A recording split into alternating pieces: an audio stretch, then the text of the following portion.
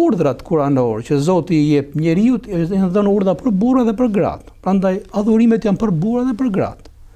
Shpërblimi është i një lloji si për burra dhe për gratë. Nuk kemi ndonjë tekst kuranor apo profetik që burri ka shpërblimin më të madh se sa gruaja kur bën një vepër të mirë, apo gruaja ka gjunahun më të madh kur ajo bën një vepër të keqe.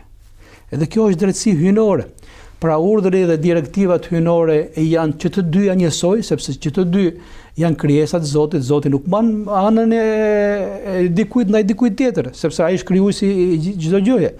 Tentativat që shpeshherë dëgjojmë në emër të asaj që quhet feminizmit, domethënë që ligjerimi apo komunikimi kuranor, hyjnor gjithmonë sikur mban anën e burrit vetëm për burrat, kjo nuk është as pak e vërtetë. Edhe në aspektin gjuhësor, Kurani kur flet edhe në emër të gjinisë maskullore, kjo është çështje që ndoshta nga mosnjohja e gjuhës, por për arabët kjo është shumë e qartë, edhe kur urdhri është për burrat, thotë o ju burra kur drejtohet, ai faktikisht përfshin të gjithë shoqërinë.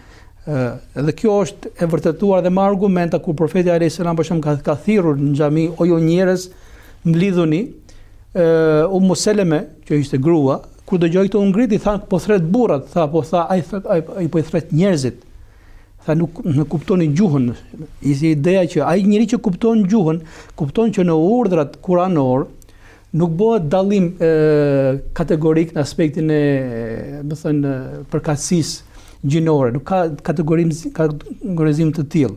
Madje ndoshta nga ndonjë keq kuptim që mund të lindte, sepse është pyetur profeti Muhammed alayhis salam sikur më afër i mban burrat apo sikur domethënë shpeshherë urdhrat i ke për burrat, Zoti direkt mas kësaj ka zbritur ajete kuranore ku e ka specifikuar dhe kategorinë e grave, jo për të kompensuar një gabim, por për të korrigjuar një perceptim që mund të ishte në mendjen e tyre. Dhe kjo është element shumë i rëndësishëm.